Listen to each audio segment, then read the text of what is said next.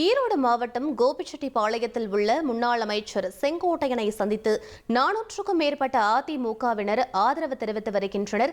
மேலும் விவரங்களை எமது செய்தியாளர் துரைசாமி வழங்க கேட்கலாம். துரைசாமி, முழு விவரங்கள் என்ன பதிவு பண்ணுங்க. வணக்கம். முன்னாள் அமைச்சர் செங்கோட்டையன் கட்சியிலிருந்து பிரிந்து சென்றவர்கள் அனைவரையும் ஒன்றிணைக்க வேண்டும் என்ற செய்தியாளர்கள் சந்திப்பின் போது கூறியதை தொடர்ந்து கட்சி பொறுப்பில் இருந்து விடுவிக்கப்பட்டார்.